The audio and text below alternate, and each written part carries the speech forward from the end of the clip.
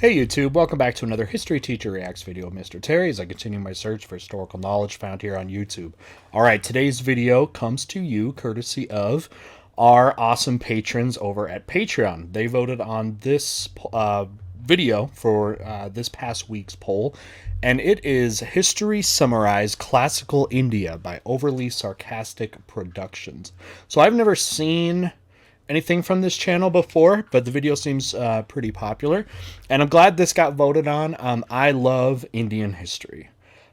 It kind of goes back in a way to college. I took an Indian history class, and I loved it. I loved the teacher. Easily one of my favorite teachers I ever had in history. And you guys know how important that is in history, or just, I mean, in education, which is you have a teacher that's super passionate about it, and he was, and just taught in a very effective way that kind of stuck with me. It also got me into loving one of my favorite, I don't know, empires or something like that, and that was the Mughal Empire. I loved learning about them, and I still remember like all the emperors, and I name them all and stuff like that, which was always really fun. And I don't know, it always kind of stuck with me. So I'm interested to learn possibly even more here. So we kind of got classical India, and just looking from the first image they have here, it looks like we're starting with the Mauryan Empire. So kind of the first kind of real empire for India.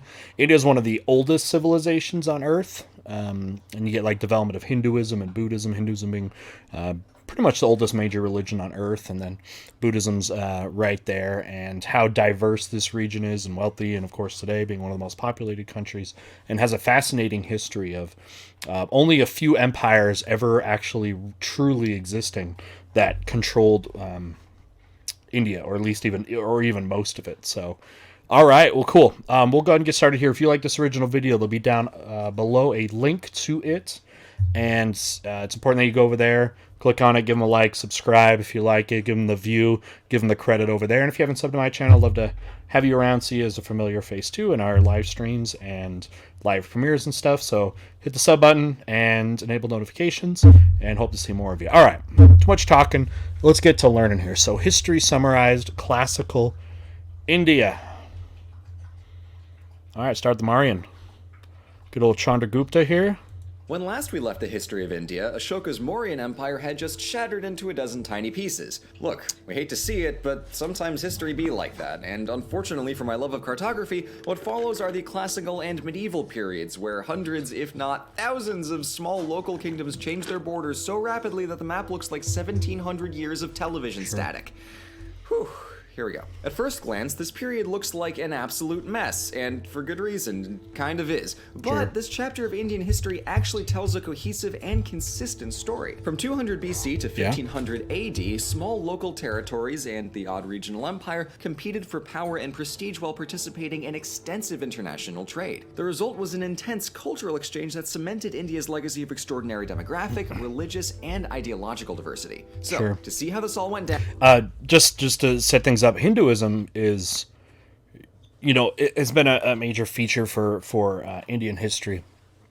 We'll go back thousands of years, and that, I mean, even that religion itself is a product of diversity, bringing in so many different belief systems and deities, where it becomes so big, and you have basic tenets of belief, but you have so much diversity in it, and why it's considered kind of a polytheistic religion, and it's just a blending of so many things from so many different times, and that really shows and kind of represents what Indian culture has been like, which is one of, like they said, so many different groups for such a long period of time. Let's do some history. This video is brought to you by our amazing patrons. Support the channel and get cool rewards at patreon.com/OSP. India's diversity starts with its geography, where there's mountains and forests and plains, oh my. This regional variation made for a patchwork of distinct local territories with their own culture and even unique languages. So while dynasties and empires bopped around rearranging the map, these small pockets proved rather sturdy and often maintained their local culture. This made it pretty tricky for any one state to unify large parts of India for more than a few decades at a time. But before we touch on some notable examples, we should first zoom out to better understand India's geography overall. Broadly speaking, we can divvy it up into 4 macro regions: the Indus Valley, the Gangetic Plain, the Deccan Plateau, and the Ghats. Yeah, India, from a geologic standpoint, is interesting too because it's what you call a subcontinent.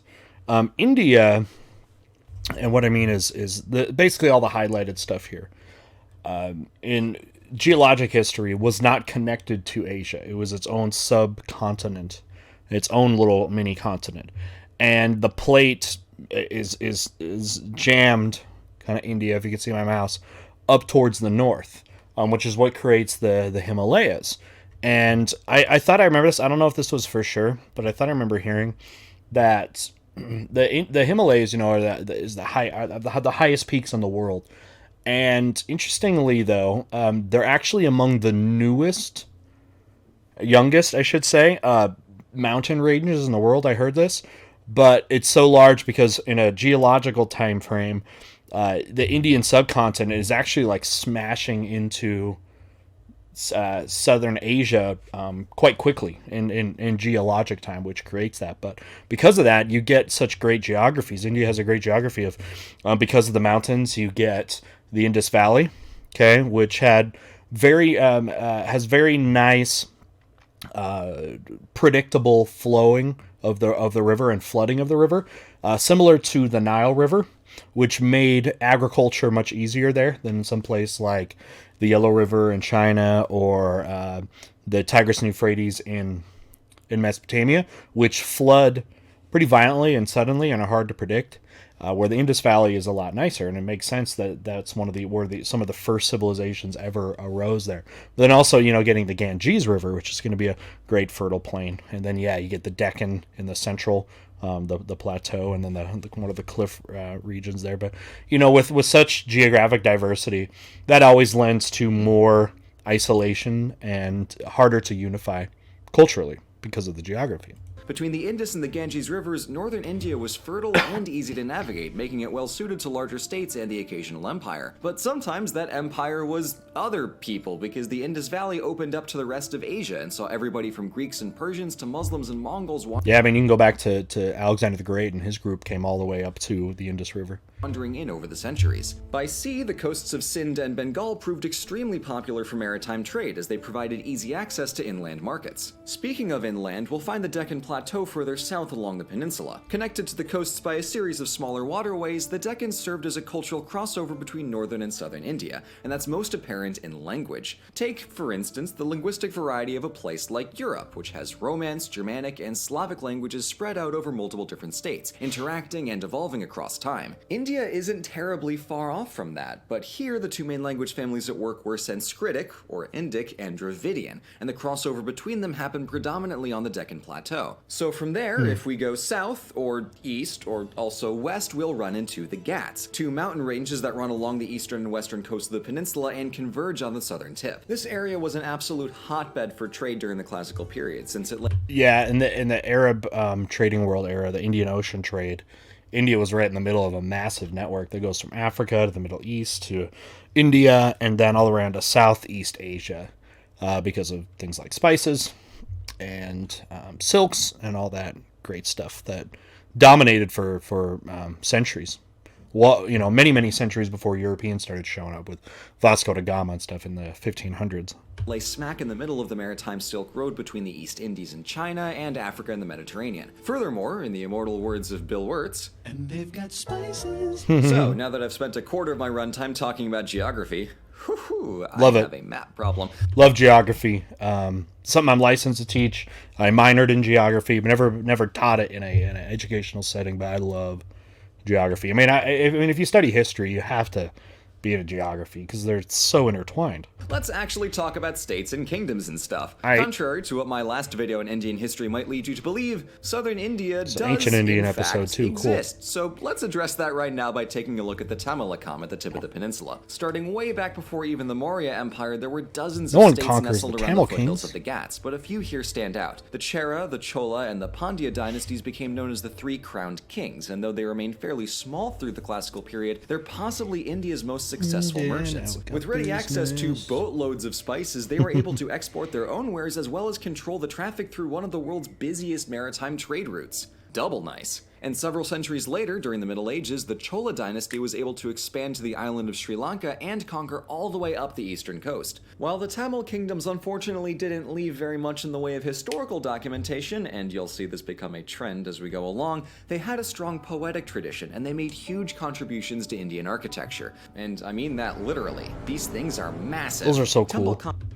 Hold on. To Indian architecture. And I mean that literally. These things are massive. So is this what they brought into? Like, I've seen these styles where you have these kind of pyramid-shaped buildings, and they're just full of, I guess, deities, right? And there's this, like, every inch of it is this, like, super decorated, ornate thing. I always found this fascinating, but they're saying that this came from the Chola, their influence. But yeah, so they didn't leave necessarily a lot of history, it said, but more creative writing than anything else. Which is kind of interesting if you're saying, because they're not leaving much of history, but they're a massive trading sort of empire, and you'd think there'd be just so much, because writing really came from trade and needing to record trade transactions. This is what we find with cuneiform, the oldest writing that we have, which is most of the stuff we find is transactions. But that's amazing. I love that stuff. I mean, every little piece of it is just ornate. Think of the skill and detail required to make something like that.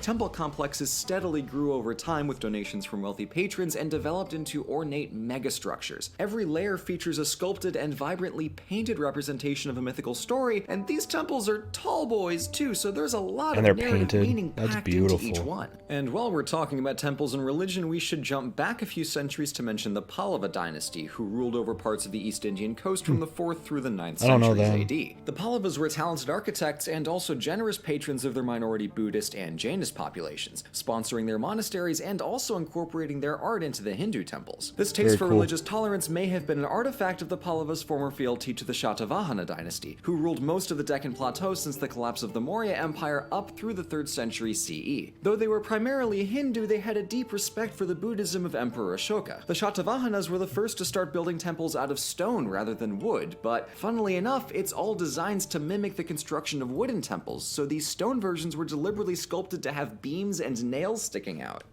Well, that's interesting. So this is stone? Is that what he's saying right there? Is it really? Interesting. You'd think like, hey, if you want to make stuff look like stone, make it out of stone, because stone's easier to work with. Or sorry, make it out of wood. If you want to make stuff out of wood, make it out of wood, because wood's easier to do than having to carve in something like this into a rock face. But then try to make it with the stylings of wood. So these stone versions were deliberately sculpted to have beams and nails sticking out. Territorially speaking, the Shatavahanas stretched all the way across the Deccan and onto both coasts, so they were an integral link in the maritime trading network between Asia and the Mediterranean. Though the empire was broken into pieces in the early 3rd century by incursions of Scythians from the north, many of its successor states continued to be extremely prosperous in the Middle Ages, as we saw with the Pallavas. And speaking of north, let's return to the Indus Valley and Gangetic. Going back to time period, to show you how long India's history is gone. You see these large kingdoms that come and go, but then when you look at like how long they've been around, they were showing these guys, 400 years, right? That's like longer than the United States. And they come and go. It just shows you the time, how old this is. And these groups come in 400 or 500 years. Then you get to like being like double the size or the length of the United States existence. And it just shows you how many groups, how many civilizations have lived on Earth, and how they come and go, and what may seem like a short time, but is also not a short time. Middle Ages, as we saw with the Pallavas. And speaking of north, let's return to the Indus Valley and Gangetic Plain. Annoyingly, sources from the post-Mauryan period don't do us many favors, since lots of the architecture hasn't survived, and most royal inscriptions are so wildly self-congratulatory and embellished that they don't end up recording anything of historical value. When two rival kingdoms both claim to have won the same battle, you know that somebody is lying, but you can't really tell who. So let's take this occasion to just be thankful for how much easier our lives can be when historians take the time to write write things down for us. In this case, though, our most helpful source is coinage. For instance, some Indian coins were minted bilingually between an Indic language and Greek, which shows strong trade links between northern India and the multiple Indo-Greek kingdoms that splintered out of Alexander's. I mean, trade coming out of the Indus Valley civilization thousands of years ago. We saw coinage them traded with Mesopotamia, which is pretty amazing how you had this long distance trade and these currencies that had existed. I mean, we found the Indian stuff, Indus Valley stuff, in Mesopotamia with their writing and stuff like that, and it's amazing. Currency tells us a lot. It can, even at the basis, can tell us who interacted with whom. Empire. Also, many Roman coins found their way into northern India as well. Some were melted down and reminted, but others were allowed to circulate if a gash was carved into the emperor's face to show that Nero had no authority in India. This actually makes India the second civilization to stab Emperor Nero. Good on him.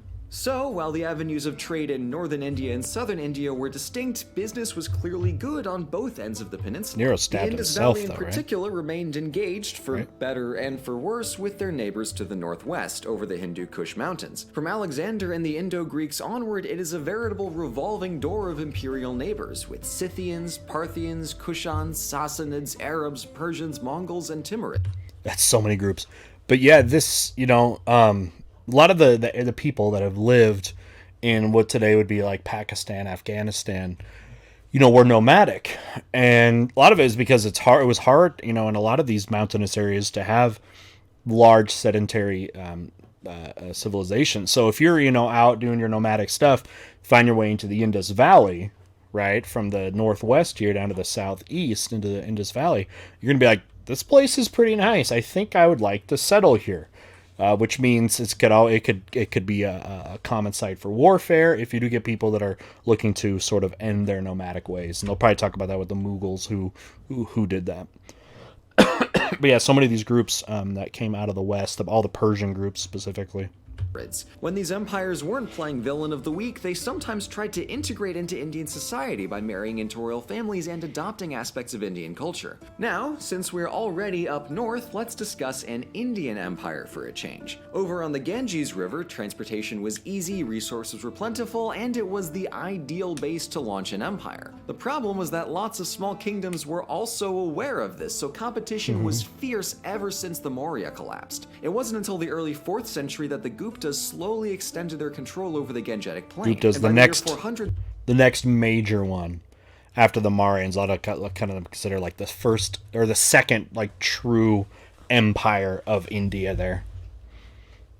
With Chandragupta, right? Their empire reached across the Ganges, down the Indus, and along the eastern Ghats. Not bad. For the next century, the Gupta Empire dominated the entirety of northern India and all of the trade that came with it. And lucky for all of us, they spent much of their empire money on art, literature, and science. Thank you, Guptas. We're talking the apex of classical Indian sculpture, codified versions of the Ramayana and the Mahabharata, a decimal numbering system, and the concept of zero. Good stuff. Even though the Gupta Empire dwindled through the 500s because of external invasions and northern India went right back to the imperial drawing board for the next several centuries, India would continue to benefit from the cultural legacy of the Guptas. So with our painfully unchronological tour of classical India complete, let's take a look at an easily overlooked source of India's diversity: religion. Though it can seem like we're just following the story of Hinduism with special cameo appearances by Buddhism and Jainism, India's extensive trade routes brought multiple unique religious communities into the peninsula. For instance, Persian refugees fleeing the Muslim conquest settled in Gujarat in the 600s and created a strong Zoroastrian diaspora cult.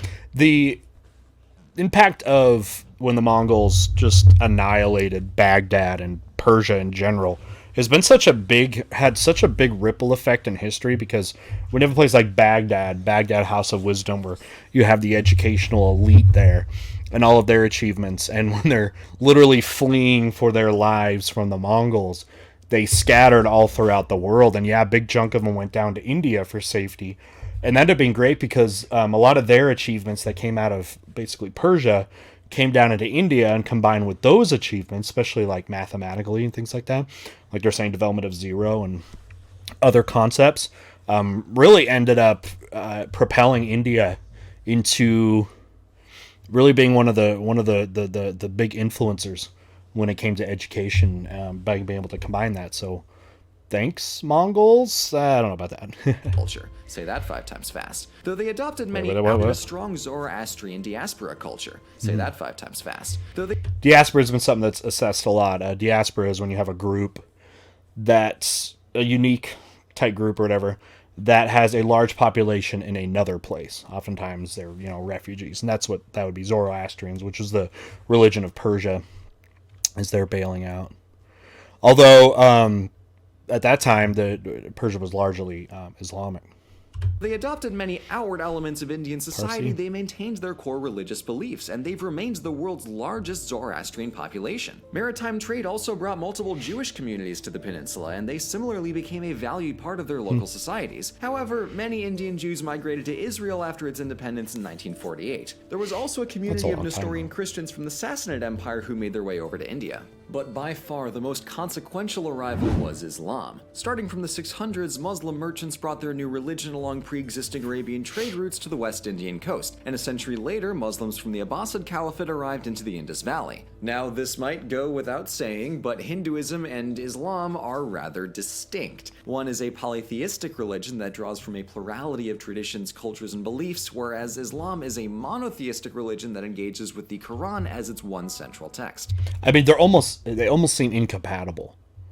Like, Islam is it's so devout to monotheism, to their God, right? It is super devout just to one single God, where Hinduism is totally opposite.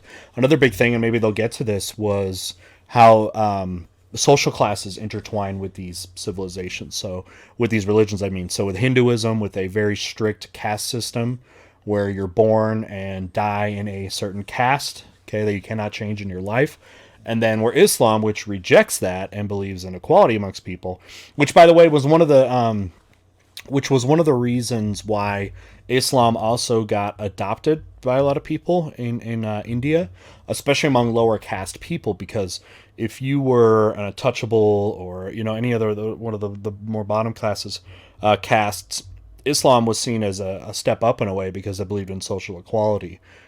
Also, the caste system is also, I think, a big reason why Hinduism lasted so long.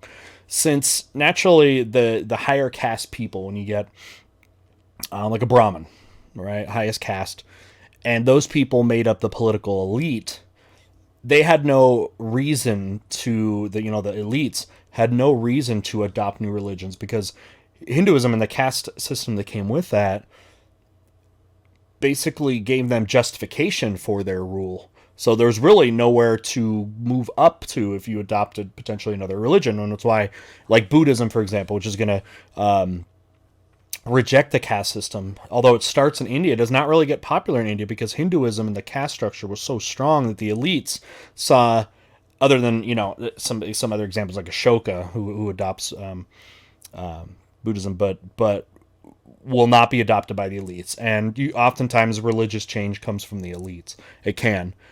Or you have to have just a huge group of the middle and lower classes adopt it. And that never really happened because of the benefits you got from being in the caste system if you were a middle to upper class.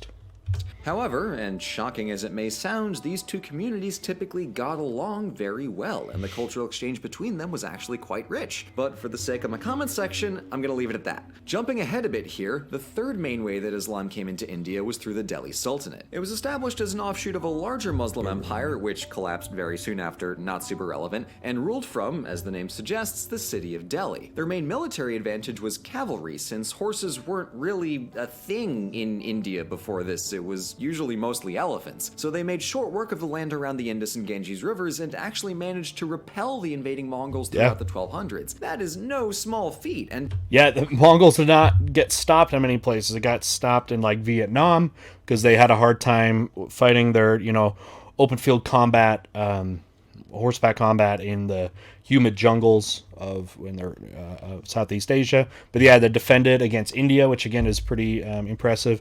But remember, the Mongols made it all the way west to where they were finally repelled by the Mamluks in Egypt, and then made right into the nearly basically to Central Europe. So to being able to successfully defend yourselves, and then getting stopped east in Japan, which had a large part to do with some natural disasters and stuff. But it's saying a lot if you could defend against the Mongols, because most people didn't. Delhi in turn became a haven for merchants, artists, and aristocrats who fled the Mongols, so double nice. For the next 300 years, the 5 dynasties of the Delhi Sultanate ruled over India's north, and for a couple decades there in the 1300s, most of India's south too. Interesting. I didn't know they got that far south. I thought they were more at Ganges and Indus Valley. But like they said, it wasn't very far south. I thought they were strictly a northern people. Many Indians in the Sultanate did convert to Islam. Their Muslim population mostly resided in the north and around the coasts. All told, the Delhi Sultanate had a pretty solid run through the 12 and 1300s. Islam usually, when you find it, is spread along trade routes. There were a lot of benefits to being a Muslim. It opened up a lot of trade opportunities.